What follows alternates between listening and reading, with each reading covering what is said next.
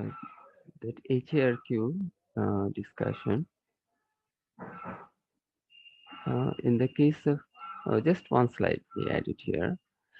Uh, in the case of HARQ, we know that we have a retransmission based or based on ACK or NAC, okay, from the receiver. So if I try to estimate the total time delay, okay, expected time delay, actually it's overestimated uh, time delay between retransmission and original transmission. All the receivers are not equally capable. Uh, so the processing time also varies. Now, the overestimated delay is almost 8 milliseconds between a retransmission and the original transmission. How is that? First of all, when you send the transport block, original transport block, probably you remember the MAC PDU. The MAC sends a packet, MAC PDU, in every subframe, okay, whether I mean in both downlink and uplink, and that is transmitted over a number of resource blocks. Now, this transport block, first of all, takes some propagation delay. Yes, at the light speed of light, it propagates, but there is little bit propagation delay to get to the other end, and then uh, the receiver, the receiver will decode the transport block, and if it fails to, uh, if it succeeds, then it will generate a NAC, an ACK, okay, and if it fails to recover the whole packet, then it will generate a NAC. The MAC layer of the receiver will generate ACK or NAC. But that requires the completion of all the processes in the physical layer and in the MAC layer. Okay, so it takes a while. This processing time uh, is not 3 milliseconds. But it's I mean it's overestimated delay. Overestimated time requirement is like 3 milliseconds. Then this ACNAC will again take a while to get back to the transmitter. Okay, there is propagation delay. The transmitter will then decode ACNAC and then generate the retransmitted block, okay, uh, a block for retransmission, and that also takes a while. So that can be again something close to 3 milliseconds. So you have 3 milliseconds plus 3 milliseconds and two propagation delays in between. So in total, it is close to 8 milliseconds. Okay, once again, I'm telling you that it's a, I mean, the overestimated length is 8 milliseconds. This shows that you can retransmit after 8 milliseconds. Okay, or say the ACNAC can be set to a subframe after 4 milliseconds. After 4 milliseconds, right? So the subframe numbering is set that way. It's an original transfer block after after subframe that is 4 numbered later should be set for ACNAC. Then a subframe which is another 4 number later should be set for retransmission. Okay, and this is what and the total time you need for the retransmission to come back is called round trip time. Okay, I mean it is actually used for all types of retransmissions. It's not for HRQ, TCP, or any protocol that uses retransmission. Uses also this term round trip time. Okay, how long it takes to send the retransmitted packet.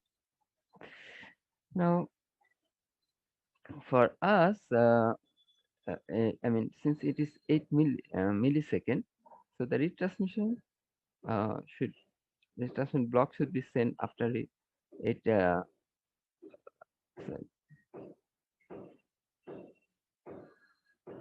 a second.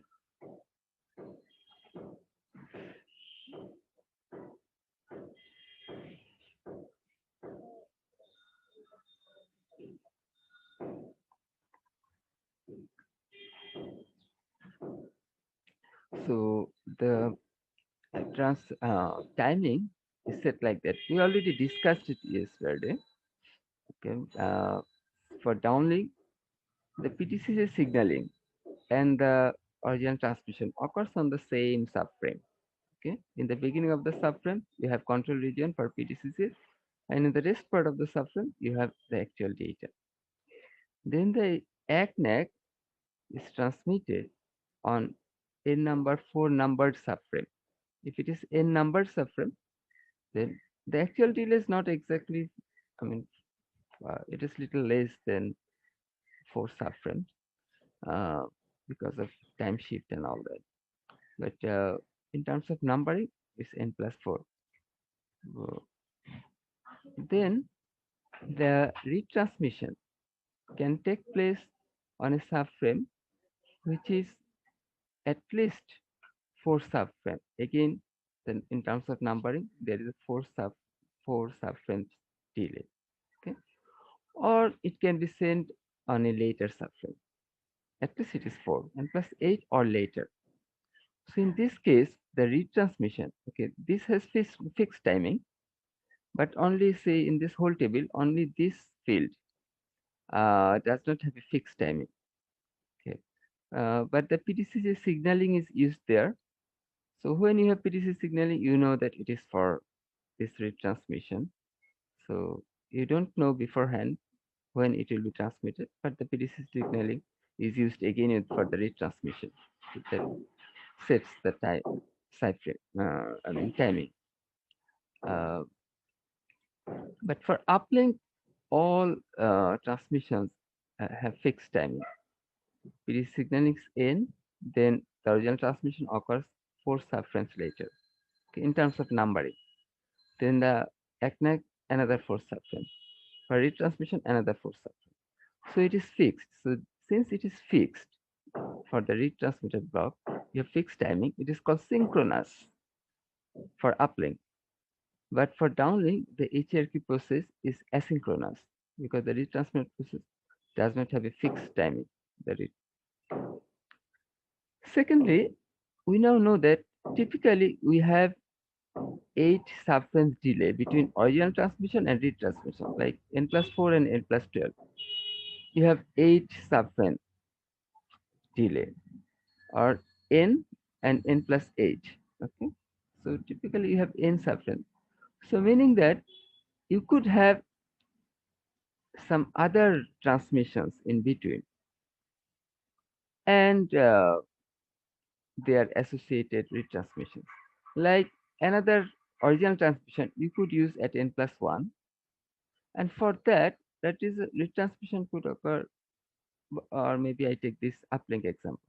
Say another original transmission you could use at n plus 5, and the retransmission at n plus 13. Then at n plus 6, and original transmission, and retransmission at n plus 14. So this way on and on, you could go actually up to n plus 11 for original transmissions. So there could be original transmissions all the way from n plus 4 through n plus 11. And then for them, the retransmissions would take 12 through 19. Okay. So there could be actually 8 parallel transmissions.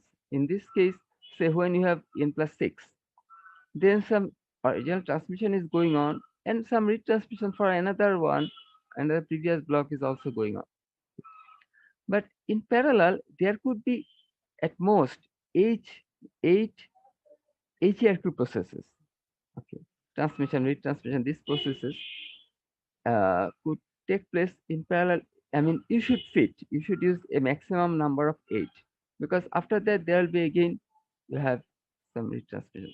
So a maximum, since the I mean round trip time is 8.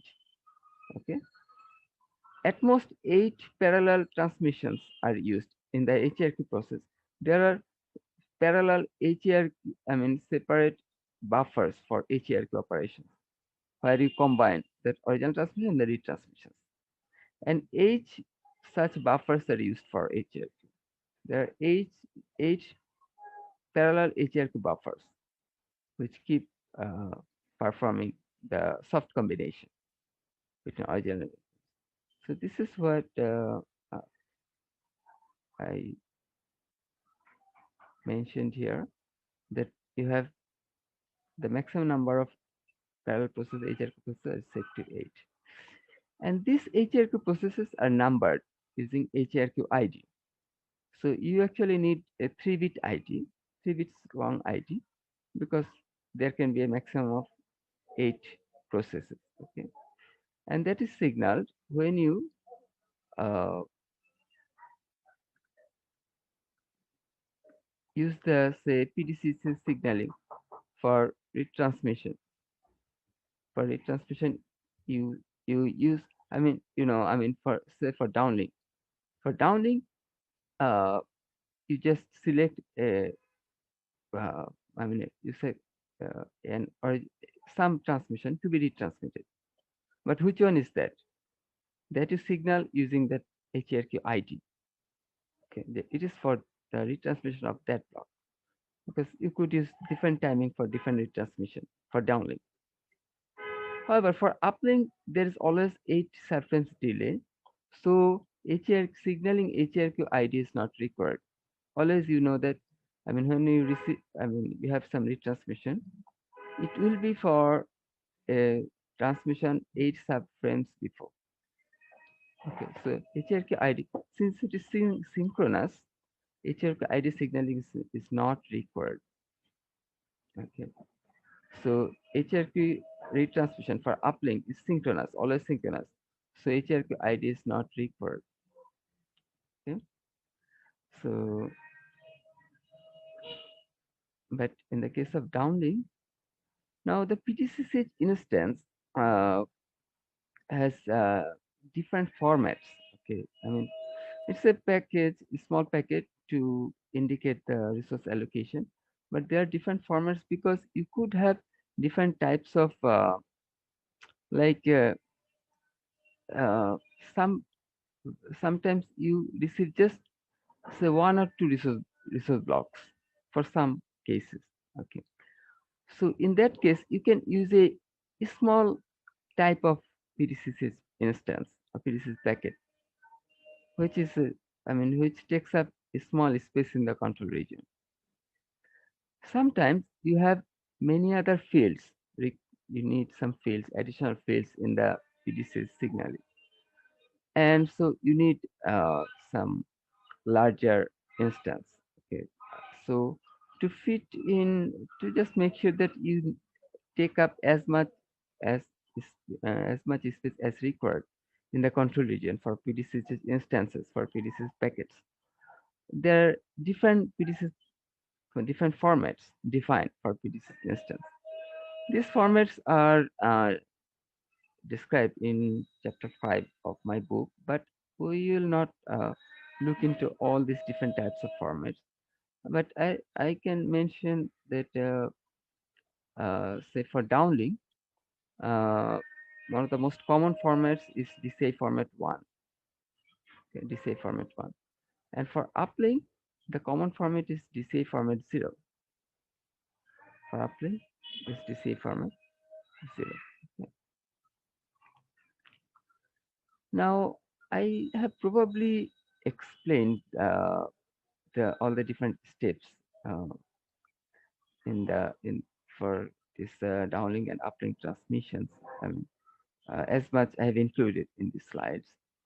Uh, ex except, one last thing. Just like in the case of uplink transmission, we know that the retransmission will be uh, synchronous. Okay, so there is no PDCC signaling is required. For only the original transmission, you have PDCC signaling. For retransmission, there is nothing. In the case of downlink, you had. For retransmission also, you had some PDCC signaling here. Okay, but for uplink, you don't need it because you know where to be transmitted, and the same resource blocks. Resource blocks have the same frequency position, so it will be used for retransmission, the same number of resource blocks. However, there is a special case. It's not common, but rarely it may happen that the E node B wants to use PDCC signaling for retransmission in the uplink. When may it happen? Well, if the E node B wants to change the frequency positions of resource blocks, I mean, if you want to, for retransmission, it wants to tell you that instead of the same positions, use some different frequencies for your resource blocks. I mean, it always keeps checking the frequency performance of at for the users at different frequencies. And if it just feels that it should, uh, I mean, aggressively, if it wants to change the frequencies, then it can use PDCC signaling there. But it will be using at the same, I mean, it is still synchronous. It will be used at the same resource block, okay, when the retransmission is due. The same subframe, when the retransmission is due, will then have some PDCC signaling. And based on that, and also it will actually not the same subframe, it is 4 subframes before, okay. But anyway, you have some PDCC signal, that's it, that's the important thing. And also you will it can change the redundancy version. We know that for retransmission, RV1, RV2, RV3, okay. So if there is no PDC signaling, so normally the first retransmission uses RV1, the second retransmission is RV2, and the third one RV3. But if the E node B considering the radio link conditions and all that, if it feels that another retransmission RV redundancy version can be more suitable, okay, so it can change. So either the frequency locations of RVs or redundancy version can be changed. But the modulation order, these things you cannot change. Okay, so which you could change in downlink. In downlink, you could change actually. I told you that in the case of downlink, you could change in the modulation order. So that is why, say this, the last values. Okay, I mean, when you use the DCI format, the PDC signaling for retransmission. Okay, see for this MCS, this field gives you the MCS value. Now the first 27, 28, or 29 values. Okay, out of you have 32 values here available, right? 5 bits long field, 30 values. The first 27, 20, or 29 values, they are used for new transmissions. You use them to set your MCS level. The MCS level will be 1 of 27. But the number of fields can be 27, 28, 28. So you use them to indicate that MCS levels. What about the rest? The rest number of values are either 3, 4, or 5. Okay? So you leave 3 if you have 3 modulation orders. You leave 4 if you have 4 modulation. If you leave 5 if you have used up to 1024 modulation order. Okay? Now these last fields are used for HRQ retransmissions. Okay, used for then MCS will take this field will take on one of these values to indicate the modulation order. So you can change the modulation order in the case of HRQ retransmission for downlink for when you have downlink data transfer. So retransmission the downlink. So the downlink is also adaptive. It's not only asynchronous, it's also adaptive. Adaptive means depending on the a change in radio link condition, you can change your modulation order. The radio link condition can change. And depending on that change, you can also change the modulation order. So it is adaptive too. So the downlink is adaptive and asynchronous. The uplink is typically non-adaptive. Okay. You keep it the same. The modulation order cannot change, and it is always synchronous.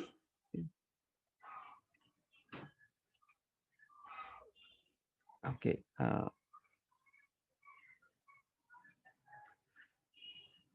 Now, so it's actually about uplink something. Say, if I okay, when in the special case, uh, I mean, the eNodeB can also use PTC signaling for uplink for a second reason. Was that, say, the I mean, the eNodeB has sent NAC, but it does not find any retransmission. There's no retransmission from the UE. Then the eNodeB feels that it may happen that the NAC has been lost on the way. In the wireless communication, anything can get lost. So maybe the UE has not received the NAC, so the UE has not retransmitted. So in that case, when the eNodeB finds that there is no retransmission, the eNodeB can schedule. The eNodeB can use PDCC signaling to say that, okay, send me a retransmission. It schedules the retransmission using PDCC instead of NAC. Okay, so it happens when it does not find retransmission after sending NAC. And in that case, this NDI is used again. Like NDI was also used in the case of downlink data transfer. This one tells you whether it is for new transmission or retransmission. Okay, so NDI will toggle if it is retransmission. Please let me know if anything is not clear. Okay, so for uplink, DCI format 0 is used for uplink. DCI format 1 is used for downlink. For uplink, you can change the resource block position. Okay, when you use the PDCC signaling, it's for a special case. You are using PDCC signal. You can also, you need to indicate whether it is for new transmission or for retransmission, because PDCC signal is also used for new transmission. But HRQ ID is not required because you have always the same timing. It is still synchronous. Okay, this NDI will indicate that it is retransmission, but HRQ ID is not required. Now, since you can change the redundancy version, two things you can change. Modulation order you cannot, but resource block position and redundancy version. So resource block position you can change from here, and the redundancy version you can change this way. You see, the MCS field in this case, okay. If it is a new transmission, then you use the first, from 0 to 28. All these values you use from 0 to 28. All these values you use to indicate MCS levels. But there are 27 MCS levels. Okay? From 0 to 28, these values you use. Then you are left with just three values, 29, 30, and 31. These MCS values are used when the PDC signal is used for retransmission, not original transmission. Then these values are used. You set this value to 29 if you want RB1, say 30 if you want RB2, say 31 if you want RB3. So here you indicate which redundancy version you want the U to use for retransmission. Okay, so the rest is values. So I mean, redundancy version field is not required. This MCS values is used. But in the case of downlink, you could actually also change the redundancy version. In the downlink, you could change the modulation order, and the redundancy version could also be changed. So you actually have a field in the redundancy version here. MCS levels, this field you are using already to indicate modulation order, change in modulation order. So you have in the PDC instance, you have a separate field, redundancy version, to indicate what redundancy version you need.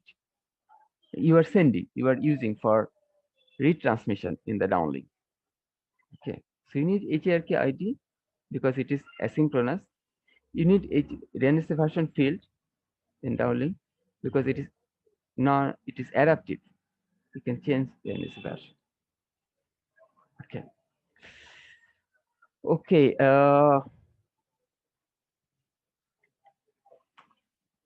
So I think I pretty much completed, but uh,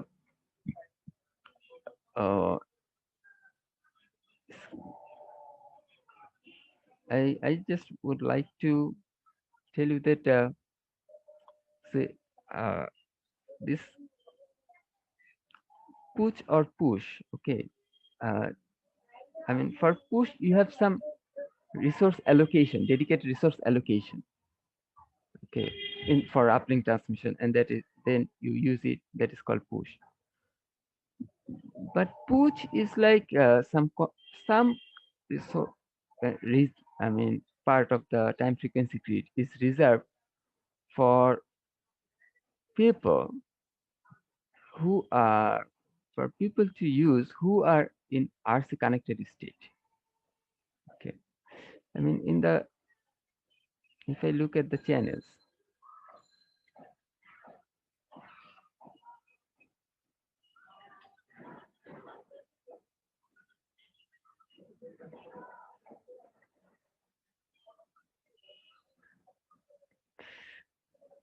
now we know all these things. PCFICH, PDC, we knew already. Now we know what PHICH. PHICH is also transmitted in control region. It's a part of this first one, two, or three symbols. Okay, we have some control region. This control region includes PCFICH, PDCCH, and PHICH. All these three. Okay, and on PHICH, ACK or NAC is transmitted. For uplink data transfer, E0B sends ACK NAC in the downlink. And this ACK or NAC, HRQ ACK or NAC is transmitted on PH. That's the only purpose of this channel. Okay.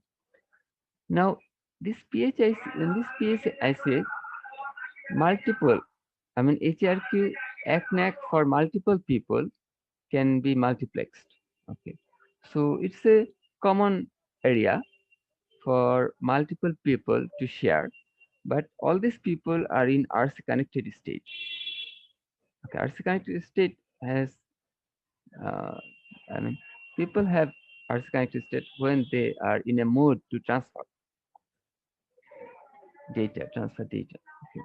So PHICH is used only by the RC connected users, and multiple people are actually multiplexed over there.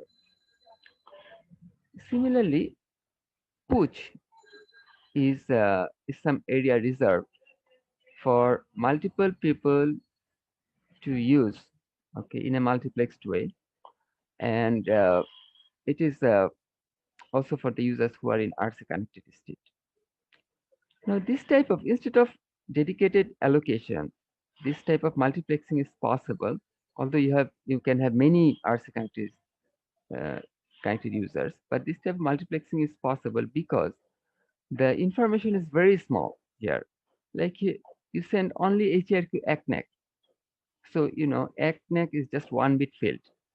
Okay. Although because of coding, you use more than 1 bit. You may use 4 bits or something. But it is still very small amount of data, 1 bit, 2 bit, or 4 bit, whatever. Okay, just so multiplexing is possible. PHICH can be used. You don't need separate dedicated allocation. Okay, just similarly here, push is used for SR scheduling request or for HRQ ACNAC. So you can just 1 bit information. Basically 1 bit information. Yes or no. Okay, ACK or NAC or scheduling uh, request is like 1 or 0. I want some resource or I don't want. Okay, so we discussed that for uplink data transfer, you first send a request. Uh, no, it's for downlink. Sorry, scheduling request is sent that I need some data to transmit.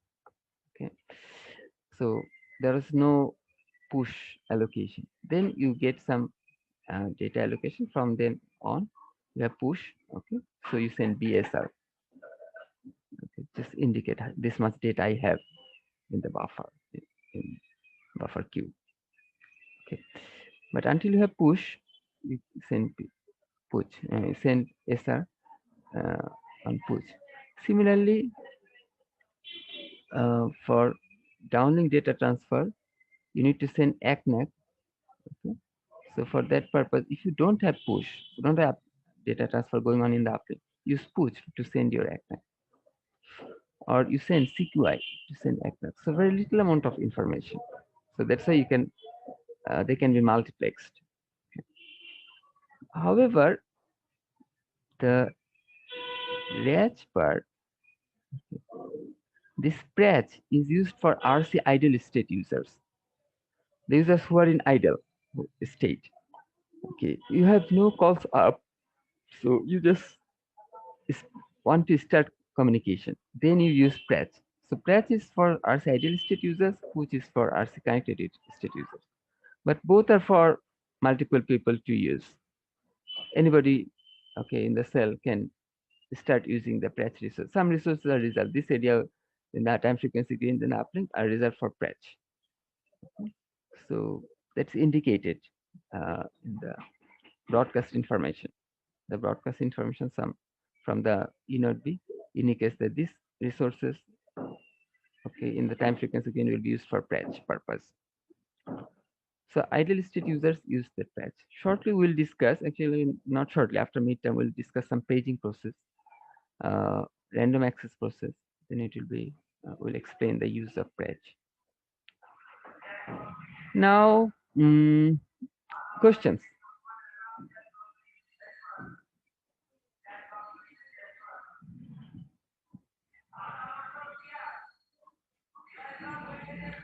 If you don't have any questions, then I'll talk about something called cyclic prefix. Okay, we encountered this term before, but I didn't explain it then. Uh, it's like the symbols that we transmit. Okay, every symbol is little bit extended to better overcome the intersymbol interference. We know that one symbol in the time dispersive channel, okay, because you have time dispersion. In the last semester we saw, uh, you, I mean, there are chances of intersymbol interference. Okay. So this time dispersion is handled in both frequency and time domain. I mean, they're actually very good uh, efforts in OFDM to encounter this time dispersiveness of the multiple channel. So in frequency domain, you use small subcarrier spacing, spacing that can better suit to your uh, coherence bandwidth. Also, there's a separate attempt in the time domain, okay, considering your coherence time. And it is like that you just extend the uh, symbol, each symbol, little bit, uh, and you repeat in that part. Okay. So if there is a, I mean, another symbol comes over you or bleeds into your this symbol, so the actual information part is not overlapped. Okay. So maybe I draw here.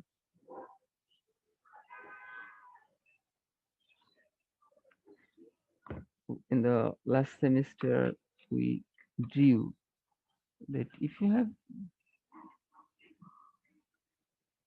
symbols one after another,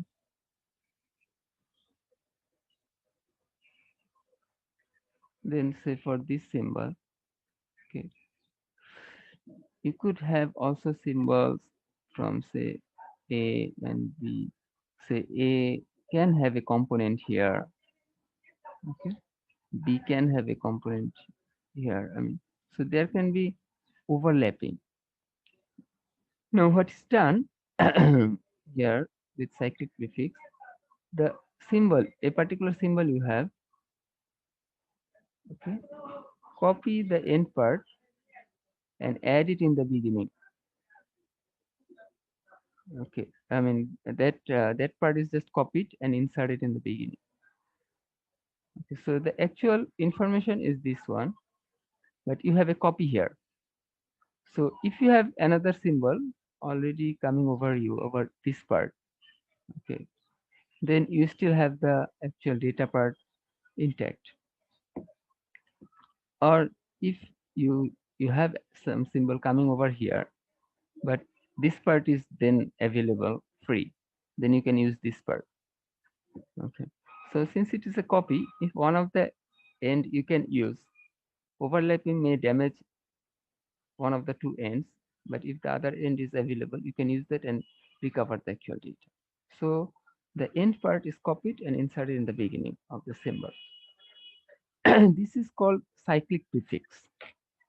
And how long you make it, if you have longer time delay in the environment, then the cyclic prefix also should be made longer, because you can have this one, you can get inserted more into another symbol.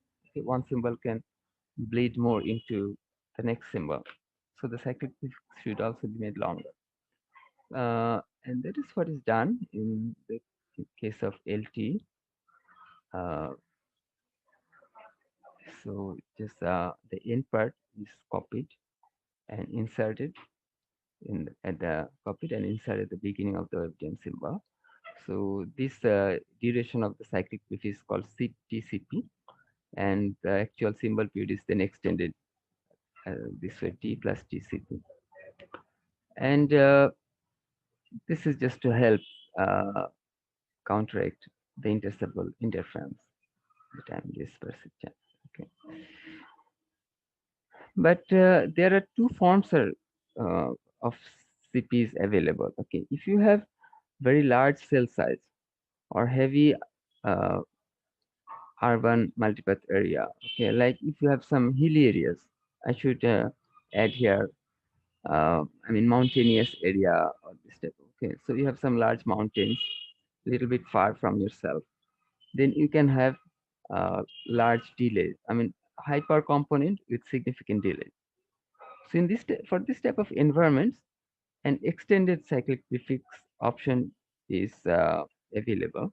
Okay, so two different lengths of cyclic prefix are available in the specification, but normally people use the first one, normal cyclic. Only in some special types of environment, the radio signals may have extended cyclic. Now we know that a slot has 7 symbols. The length, I mean, you have to fit in the symbols, right?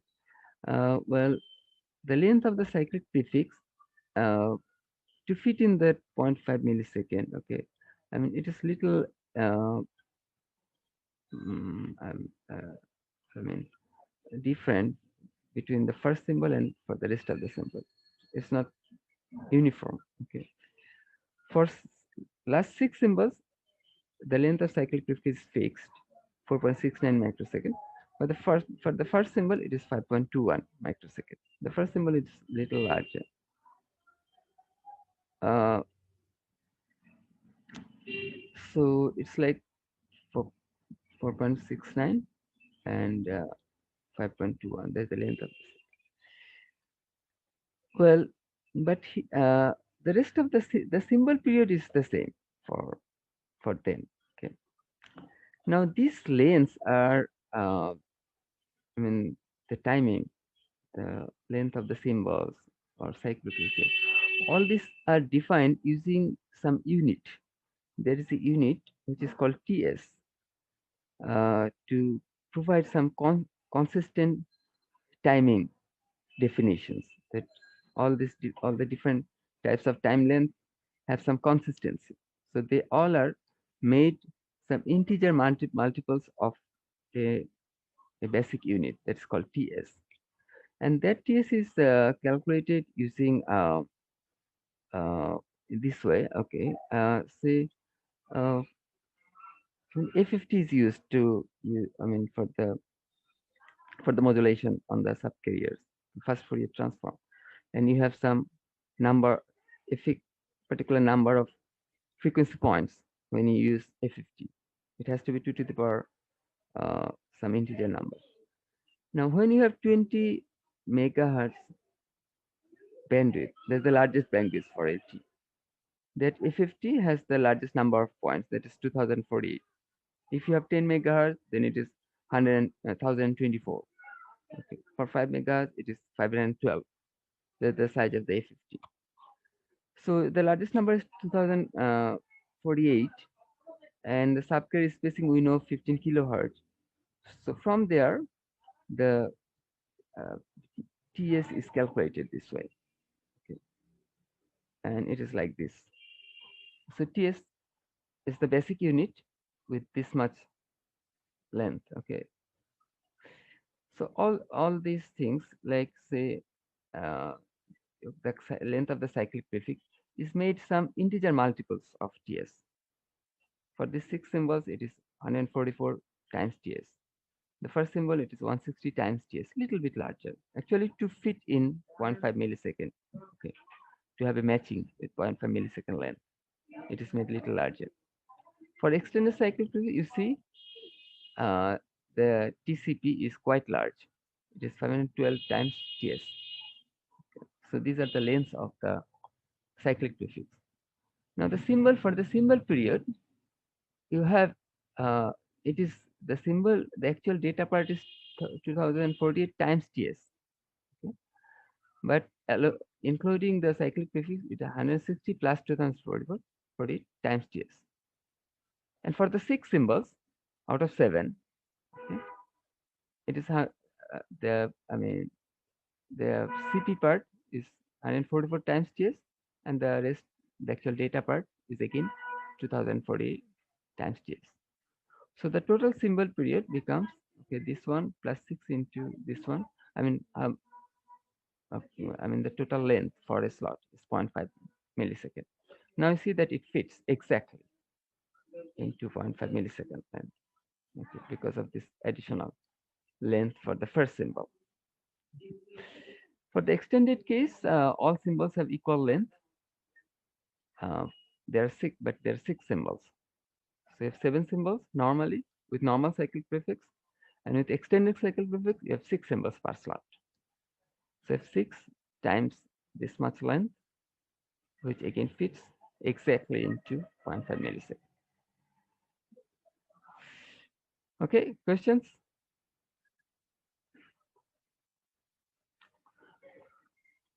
Okay, have I finished all these things? I think I have.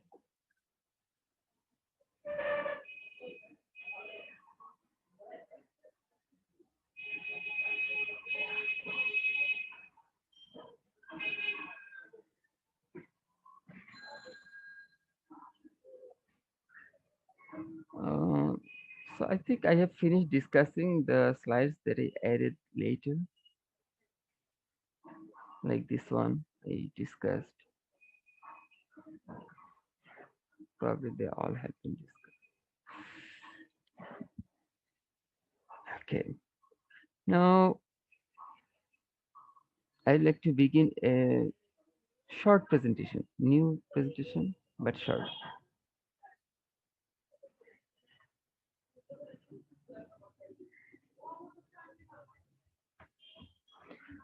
Discontinuous reception. All the phones, okay, from the 2G days, uh, there has been a feature for all phones that the phones, to save battery power, sleeps and wakes up. Especially, uh, it happens invariably when you don't have any data transfer. You are in idle state. In it is It also takes place in connected state, but for LTE. In 2G or 3G cases, uh, the I mean, it wasn't. It was only the feature for our idle state. But in the case of LTE, this periodic uh, sleep mode, okay, is available for both idle and connected states. So we'll first talk about the idle states. Okay. Now this feature is called discontinuous reception, and the whole purpose of uh, this discontinuous reception, or DRX in short, is to save the battery. That's the only purpose. I mean, at the phone end, you you want that uh, the battery doesn't drain out too much. You don't have to charge the battery of your phone very often. So uh, the phone actually turns off its circuitry, all of its circuitry.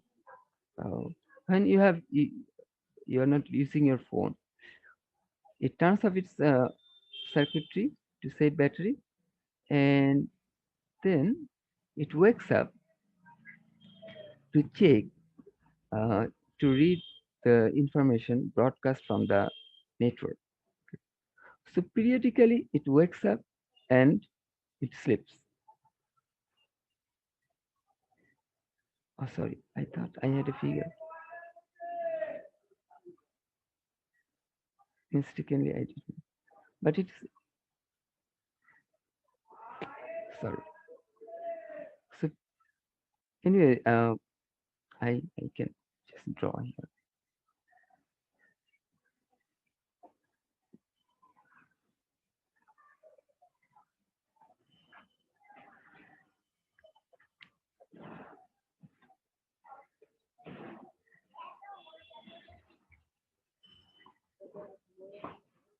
So,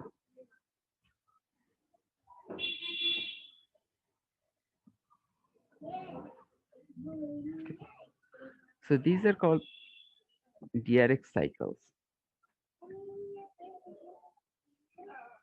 Cycle for this conversation. So your phone wakes up, it's on, and this is called on period, and it listens to the network, and thereafter, if it finds that there is nothing to do, there's no action required, then it sleeps. If there is any action to do, if the network asks him to do something, then of course it doesn't sleep.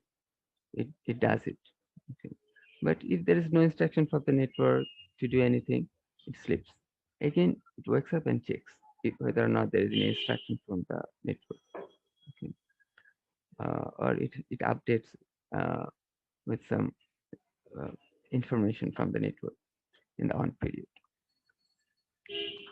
Now, what it checks primarily, okay, one of the major things that the phone reads in the on period is that whether or not then there is a call to receive.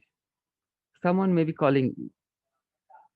So when you are, the network notifies, sends you a notification that you have a call, that you have a call to receive. Okay. This notification is called paging. That paging indication is transmitted here because, I mean, in this period you are sleeping. So if there is any paging notification, you cannot read it. Okay. So the network knows when you are awake and when it sends you the paging notification. Somebody else in the cell may have an on period at some other instant, okay, other timing. Somebody may else may be undergoing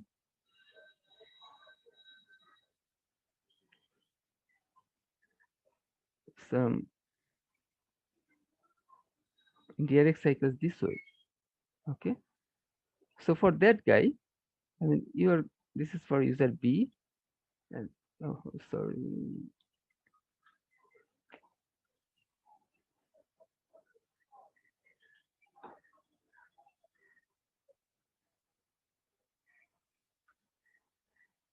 and this is for user A. Okay. So for the guy B, the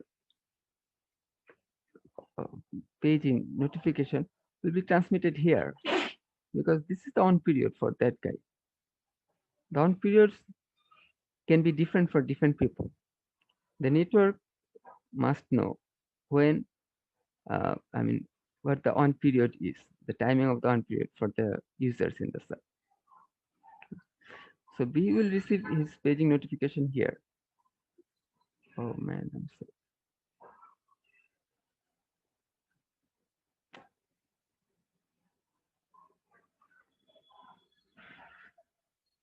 Okay, now this TRX, discontinuous reception. See, the phone does not receive all the time. It wakes up, listens to the network, and then it sleeps. So it receives discontinuously.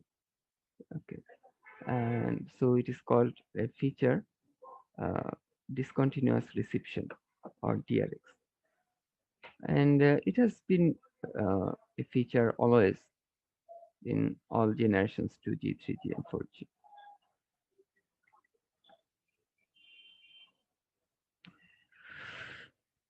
So in LTE, DRX is available for both idle and connected states.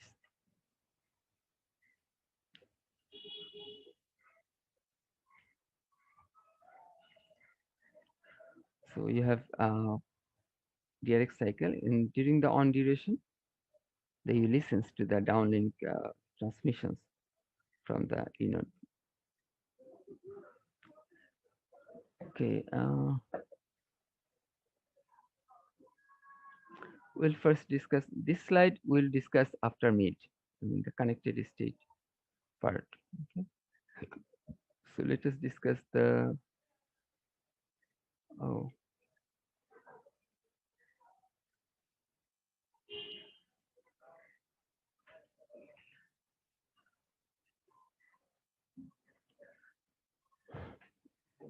Yeah, I think we can only leave this part because we have only 10 minutes. So uh, I don't include the whole presentation. See, only this slide 1 first, slide 2, which defines DRX cycle.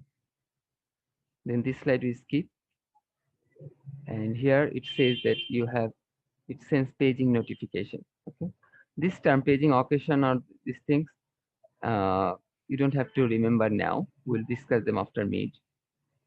Okay, but the paging, whatever we have discussed, that when you are in the on period within your DRX cycle, the network will send you a notification.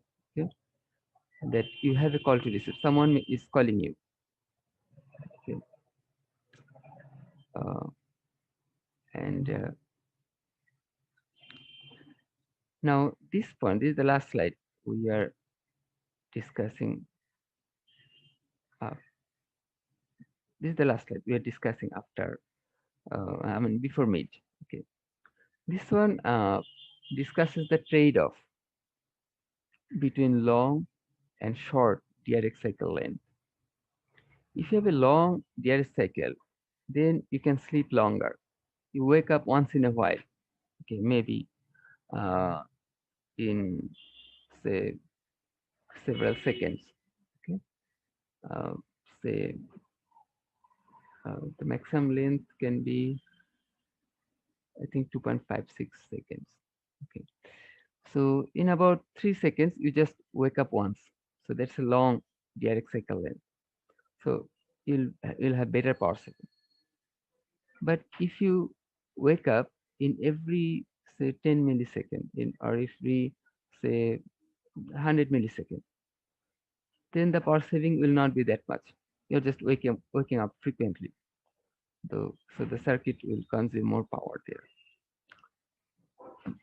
And so in terms of power consumption, a long direct cycle length is better. You see, a longer direct cycle allows better power saving.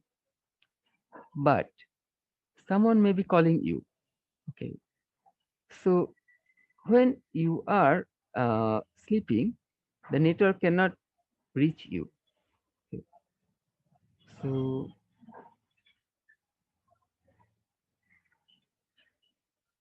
so the network may come to know that someone is calling you here. So think of this guy A. Someone is calling him, and the network receives that call request here. So maybe right here. Right here, the network receives a call request that someone is looking for you. He wants to set up a call with you. Then the networks right here cannot inform you because the network knows that you are sleeping. So how can the network tell you that you have a call to receive? It cannot. Your phone is. It has to wait until you wake up. It knows when you will wake up. So once you wake up, the network will send you that paging notification that you need to set up a call. Okay? So let us go ahead with that. So from then on, I mean, you will not sleep. Rather, there will be some activities. We'll set up a call with the other guy. But you see, this is a time delay. This this will be time delay to set up the call. Call setup delay. Call setup delay is one of the key performance indicators. So the call setup delay is there because of this sleep tip. Now, if you have a short direct cycle length is the interval between two on periods. Okay, the length including on and off period, the total length is called direct cycle. So if you have a short direct cycle, then this delay, call setup delay will also be less. So long direct cycle length, long direct cycle length can give you better power saving.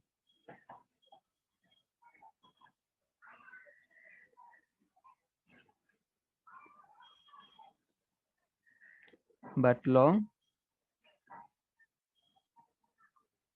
longer call setup delay.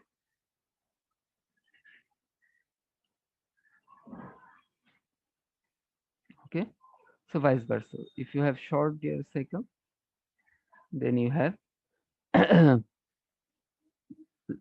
less power saving, but better, but shorter call setup delay. Okay, so it's a trade-off. So the network chooses uh, the direct cycle. Okay, it can set the direct cycle. It instructs. There's a system information message which tells uh, what direct cycle length the phones need to use. Okay, they set it accordingly. Okay, so that completes our syllabus for the midterm exam. Questions? Well, I'm sorry, we have only 4 minutes, but even after this class, you can send me your questions via emails or any method you want to use. Okay, WhatsApp, on WhatsApp message or however you like, you can communicate with me. Uh, Questions? When do you want to have your class test? Sir, as we have discussed, it would be better to have it in 17th after the On sorry, 17th. afternoon session or Maybe Okay. at 2:30 p.m. or 2 p.m., sir, So on the whenever you like. same day, you will Yes, sir. have your midterm exam in the morning and in the Yes, sir. afternoon 10:30 to 12, sir. Midterm exam. midterm. Okay. Okay. Uh,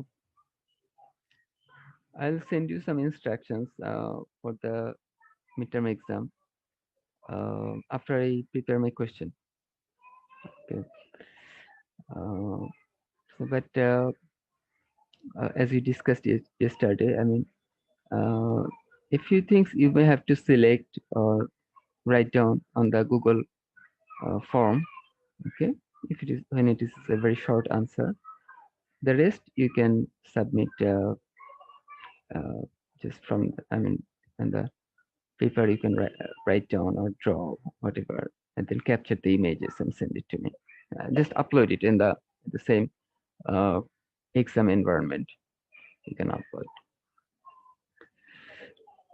Okay. What else?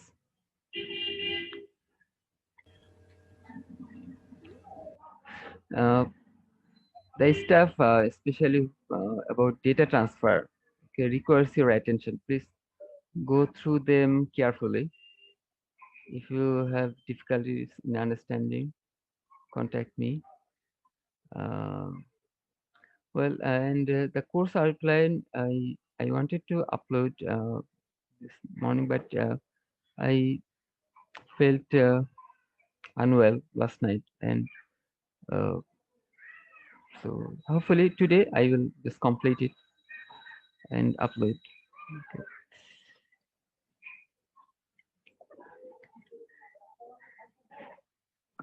What else? Sir, this meet is also open book, right? Yeah, yeah. All the exams in the current semester will be open book.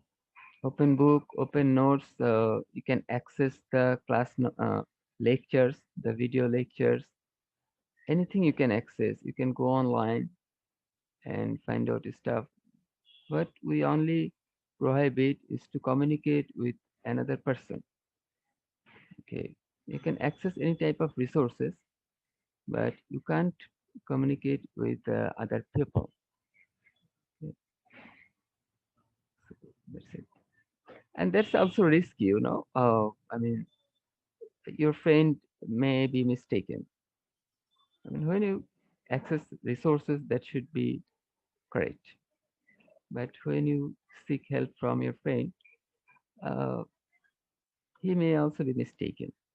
Last year, a guy answered wrong. Okay, and I mean, when he was copying from his friend, I couldn't catch him at the exam hall. I I couldn't catch him while he was cheating. But later, while I was examining the scripts, uh, I found very peculiar answer.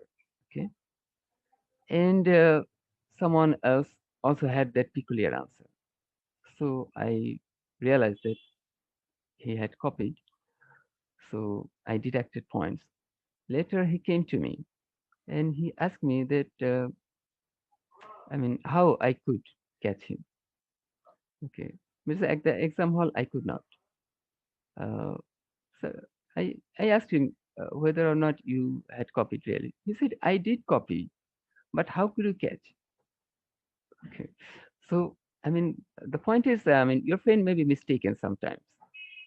And so you also do the same mistake when you rely on him. So rather try yourself, try your best. Okay, what else?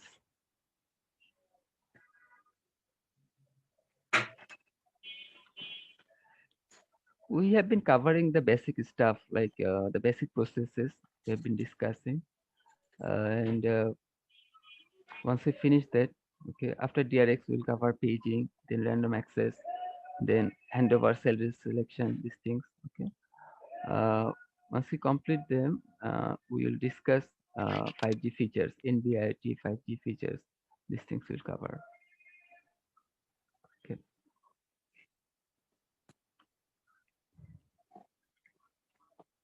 Uh, so anything else that I can help you with?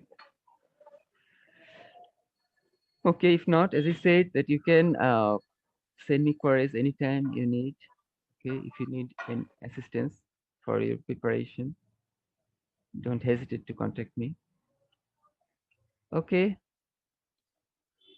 so let us wrap up now. Okay, Assalamualaikum, sir. Walaikum Assalam.